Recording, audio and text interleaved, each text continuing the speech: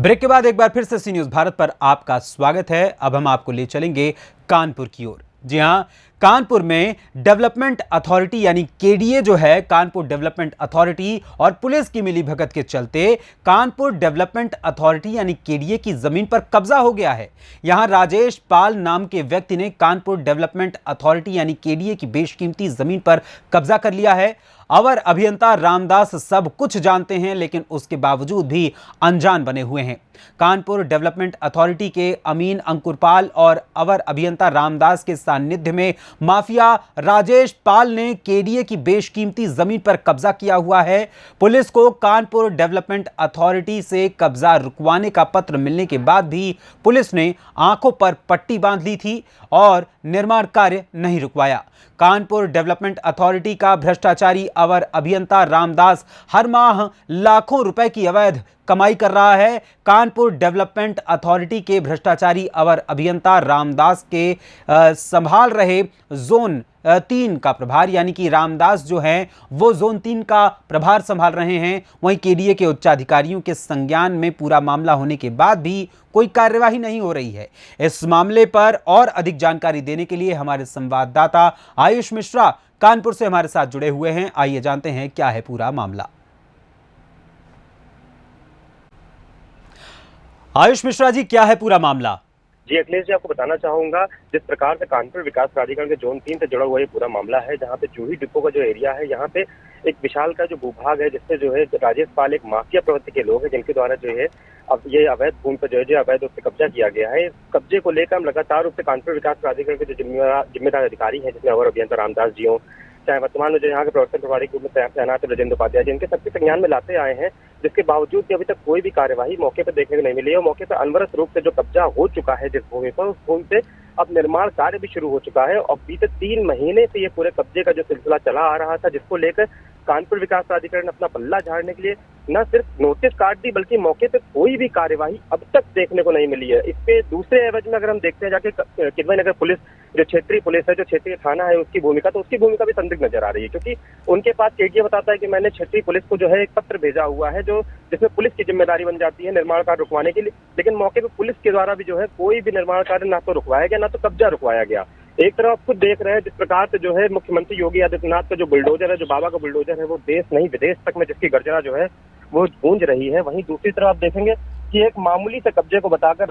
आज हमारी बात हुई इसको लेकर जो अवर अभियंता रामदास जी थे, उन्होंने से मामूली कब्जा बता दिया। तो अब हम क्या यह तय करेंगे, क्या बाबा ने यह कोई ऐसी लगाम लगाई हुई है, ऐसी कोई आदेश दिया हुआ है कि मामूली कब्जे पे कोई कार्यवाही नहीं करनी है और अच्छे कब्जे पे कार्रवाई करनी है? मामूली कब्जे का कहने का आशय आप स्पष्ट रूप से समझिए कि कहीं ना कहीं कोई लेन देन, कहीं ना कहीं भ्रष्टाचार जो है क्षेत्रीय अवर अभियंता रामदास द्वारा किया गया है। इसी वजह से इसे मामूली कब्जा कहते हुए इस पर कार्रवाई न करते हुए पल्ला झाड़ने का काम क्षेत्रीय अवर अभियंता रामदास द्वारा किया जा रहा है।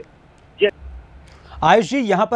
पर मैं आपसे जानना चाहूंगा कि अवर अभियंता रामदास का जो जिक्र आप कर रहे हैं, उनके साथ साथ अमीन अंकुर पाल का भी नाम सामने आ रहा है। क्या उनकी भी कोई डील हुई है राजेश पाल से? जी आपको बताना चाहूंगा, क्षेत्रीय अमीन की जो रिपोर्ट होती है उसको लेकर जो है पूरा जो कार्यवाही जो है केडीए करता है। प्रथम दृष्टया क्या होता है, प्रवर्तन विभाग की कमान संभाल रहे हैं हमारे क्षेत्रीय अवर अभियंता जो रामदास जी हैं, वो संभाल रहे हैं। और उससे क्या होता है, भूमि का स्वामित्व क्या है, भूमि किसकी है, इसको लेकर जो रिपोर्ट होती है वो केडीए के अमीन और तहसीलदार को देनी होती है। तो प्रारंभिक जो भूमि की रिपोर्ट है उसमें कहीं ना कहीं गड़बड़ झाला करके क्षेत्रीय अमीन ने जो है भू माफिया जो राजेश पाल है, इनको राहत देने का काम किया है। और कहीं ना कहीं भू माफिया, चाहे ये आपके राजेश पाल जी हों और चाहे ऐसे कई माफिया प्रवृत्ति के लोग हो, कई ऐसे बिल्डर भी हैं जिनके द्वारा जो है जोन 3 का जो एक विशाल का क्षेत्र है। देखिए, मैं आपको स्पष्ट रूप से समझाना चाहूंगा एक चीज कि कानपुर विकास प्राधिकरण जो है 4 जोनों में बटा हुआ है, जिसमें जोन 3 का जो एरिया है वहाँ कई बिल्डर, कई पूंजीपति जो है जिनके अवैध निर्माण जो है चला करते हैं। और ये इसमें कहीं ना कहीं मासिक रूप से जो एक अवैध आमदनी जो है, जो ये अवैध स्लैब और अवैध मासिक आय के रूप में जो रामदास के पास आती है, वो करीब 50 लाख से भी ज्यादा की मासिक आमदनी है।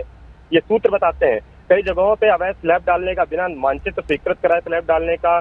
जो पैसा है, वो कहीं ना कहीं लाखों रुपए की डील क्षेत्रीय अवर अभियंता जो रामदास है उनके द्वारा की जाती है। और इस पूरे मामले में जो है ये क्षेत्रीय अपने आला अधिकारी जो है, इनको जो है कहीं ना कहीं इनसे भी सांठगांठ होती है और इसी वजह से करीब 1 साल का लंबा कार्यकाल हो चुका है। पूरे के पूरे जोन 3 में अकेले रामदास जो है अपनी धाक जमाए बैठे हुए हैं। अभी तक रामदास के खिलाफ कोई भी विभागीय कार्यवाही या कोई भी अधिकारी ने इनके विरुद्ध कोई भी कार्यवाही नहीं की है, जबकि इसके पहले कई ऐसे प्रवर्तन प्रभारी आए हैं जिन्हें क्षेत्र से हटाया जा चुका है। अब तक करीब 3 से 4 प्रवर्तन प्रभारी जो हैं, जिनको जोन 3 में आए थे और जोन 3 से कई कुछ ही महीने रह पाए, लेकिन क्षेत्रीय अवर अभियंता जो रामदास है वो करीब 1 साल से लंबा समय हो रहा है अकेले धाक जमाए बैठे हुए, जबकि कई ऐसे जोन हैं जहाँ पे एक से ज्यादा अवर अभियंता रहते हैं, जबकि रामदास का सिस्टम इतना टाइट है। रामदास बताते हैं मेरी सेटिंग इतनी अच्छी है कि इसके पहले भी लखनऊ में एक मामले में एक दिव्यांशी गार्डन से जुड़ा एक प्रकरण था, जिसका डिमोलिशन जो है, जिसका ध्वस्तीकरण केडीए के द्वारा किया गया था, और बावजूद इसके इनके विरुद्ध एक कार्यवाही के रूप में सस्पेंशन की कार्यवाही जो है, कहीं ना कहीं इनके जो है सस्पेंशन की कार्यवाही जो है भेजी गई थी शासन में, लेकिन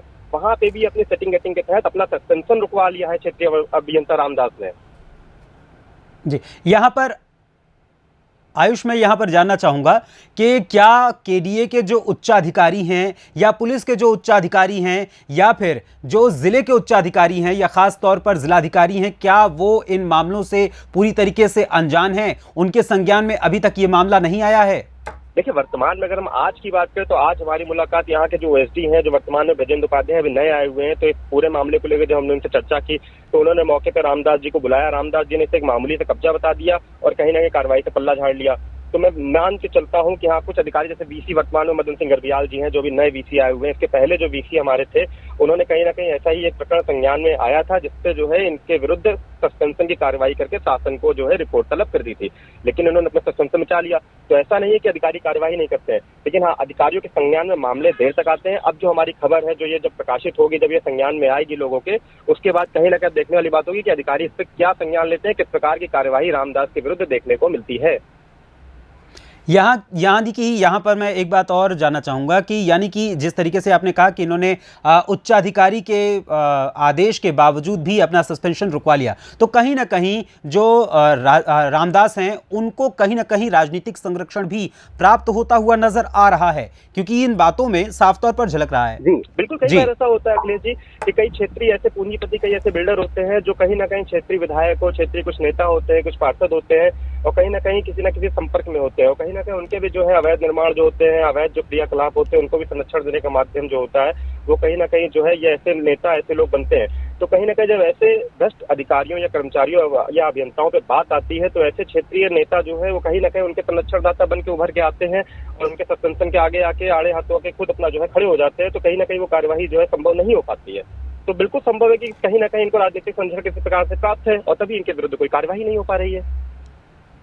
जानकारी देने के लिए आपका बहुत बहुत धन्यवाद आयुष मिश्रा जी। देखा जाए तो जिस प्रकार से केडीए के भीतर के अधिकारी ही, अवर अभियंता ही इस प्रकार का भ्रष्टाचार कर रहे हैं, जिनके ऊपर जिम्मेदारी है कि आप किसी भी प्रकार का भ्रष्टाचार ना होने दें, और साथ ही साथ जो अवैध निर्माण या अवैध अतिक्रमण हो रहे हैं उन पर आप उचित कार्यवाही करें, वहीं सीएम योगी आदित्यनाथ का डर भी इन अधिकारियों के ऊपर नहीं है, या उन्हें उनके मन में कोई कहीं पर खौफ नहीं है कि सीएम योगी आदित्यनाथ के राज में हमारे ऊपर भी कोई कार्यवाही हो सकती है। यानी कि देखा जाए तो सिर्फ गरीब तबके पर भी क्या सीएम योगी आदित्यनाथ का बुलडोजर चलता है, या ऐसे लोगों पर भी सीएम योगी आदित्यनाथ बुलडोजर चलवाएंगे जो डिपार्टमेंट में रहकर ही डिपार्टमेंट को, राजस्व को पूरी तरीके से चूना लगाने का काम करते हैं, और ऐसे भू माफियाओं का या बड़े बड़े जो बदमाश हैं उनका साथ देने के लिए पूरी तत्परता के साथ लगे रहते हैं। ऐसे में अब देखना होगा कि जिले के, यानी कानपुर जिले के उच्चाधिकारियों के कान तक जब ये आवाज पहुंचती है, जब ये बात पहुंचती है, या जब ये खबर पहुंचती है, तो वो इस पर क्या कार्यवाही करते हैं। फिलहाल अभी के लिए मुझे दीजिए इजाजत और आप बने रहें सी न्यूज़ भारत के साथ। हर खबर आपके साथ, आपके हाथ।